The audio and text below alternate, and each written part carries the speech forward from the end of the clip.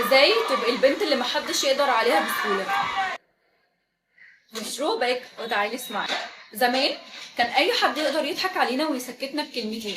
كان الاغلب مننا مش فاهم قيمته ولا قادر يعرف حقوقه. معظم الرجاله بجد كانت واكله حقوق البنات فاي حاجه وكل حاجه حرفيا.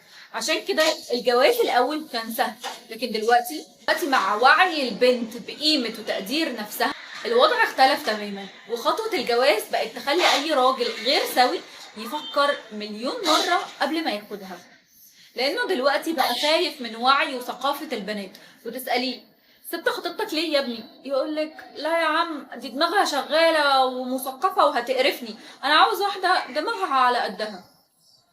دور بقى. خلونا بقى ندخل في موضوعنا النهارده ونشوف مين هي البنت اللي محدش يقدر يضحك عليها.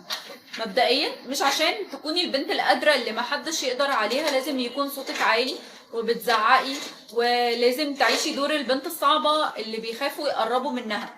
لا، علشان تقدري تكوني البنوتة اللي محدش يقدر يضحك عليها لازم تكوني فاهمة نفسك وقيمتك وحدودك، وعقلك ليه الأولوية عندك قبل قلبك. بتعرفي تفهمي الشخص اللي قدامك بيستغلك وبيلعب بيكي ولا لا. قبل ما اقولك بقى ازاي تبقي البنت اللي محدش يقدر يضحك عليها، عايزه اعرفكم باهم صفات هتلاقوها بشخصيه الولد اللي بيلعب بيكي. اولهم يا بيبي هتلاقيه عنده سرعه فائقه في انه يغرق الكلام مع سوله متزوق طول اليوم وكل يوم. وعلى فكره بالنسبه لي مش دي المشكله، لانه ممكن تكون دي اللاف لانجوج بتاعته، ولكن المصيبة انكم بتكونوا لسه عارفين بعض اول امبارح، وفي الاغلب بيكون لسه ما حفظش اسمك كويس اصلا. بتلاقيه بيقولك قد ايه انه بيعشقك وانك مختلفة وانه ارتاح لك وانه ما حسش الاحاسيس دي مع حد قبل كده. والله ولو انت بقى عقلك على قدك هتصدقي. كذاب بيمثل ويقول حاجات عن نفسه هو اصلا ما يعرفهاش عن نفسه.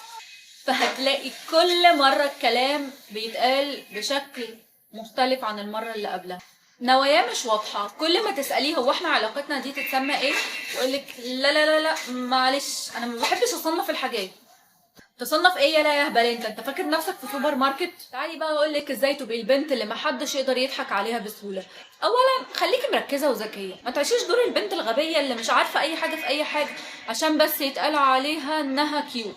مبدئيا كده انت مش هيتقال عليكي كيوت ولا حاجة، انت هيتقال عليكي باك مي وهيستهيفوكي، وهتبقي واضحة قوي لاي حد عاقل انك بتعملي كده بس عشان تجذبي الانتباه وانه اي حد يهتم بيكي ويبص لك. اي حاجه بلاش نظره الانبهار، مهما كان الشخص اللي قدامك وسيم او حتى مستواه المادي والاجتماعي عالي، بصيله بنظره انبهار. واول لما تشوفيه واو انت قد ايه جامد، انت قد ايه جنتل، انت قد ايه غني، انت قد ايه كل الكلام ده بيقلل منك. ومش كده وبس، لا ده انت هتدي فرصه للي قدامك انه يضحك عليكي ويعرف يذلك. تالت حاجة خلي حدودك واضحة. ما بقولش تمشي تقولي للناس انا حدودي 1 2 3 ولو ما احترمتونيش انا هعمل وهعمل وهعمل. انت كده مجنونة عشان ما فيش حد اصلا قرب لك. بس لو انت شخص عنده حدود فاللي قدامك هيفهم ده من تصرفاتك. بني ادم. رابع حاجة خليكي عارفة قيمة نفسك، واعرفي ان البني ادم الغير واثق في نفسه او شكله او ايا كان هو اللي بيجيب لنفسه الاهانه. والولاد بتعرف البنت المهزوزه، ولو شخص مهزأ هتلاقيه بدأ يقرب منك عشان يضحك عليكي ويتسلى بيكي. انت لقطه بقى. بلاش تستعجلي وتبقي مدلوقه في انك تتعلقي وتدخلي اي علاقه وخلاص. خليكي ذكيه وخدي وقتك وشوفي افعاله الاول وحددي اذا كان يستهلك ولا لا، وما يبقاش مقعدك جنبه بالسنين وواخد من عمرك ويضحك عليكي بكلمتين. خليكي واعيه بقى، واللي يقولك بعد كده انا بحبك بس مش مستعد لاي خطوه دلوقتي قولي له ربنا يوفقك يا بيبي، استعد وتعالى، احنا عمرنا مش ببلاش عشان نضيعه على اشباه الرجاله.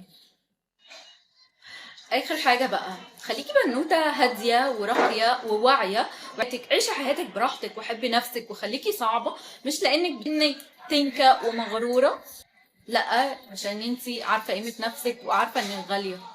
واعرفي دايما ان هيجي صح مش هيحتاج يلف ويدور. وصلنا لنهايه الفيديو، بس قولولي بقى ايه اكتر موقف خلاكم تقولوا لنفسكم انا مش هضحك عليا تاني خلاص. بس كده.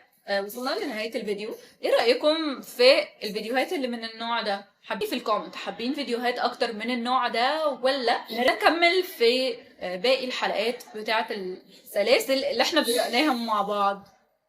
في فيديو جديد، السلام عليكم.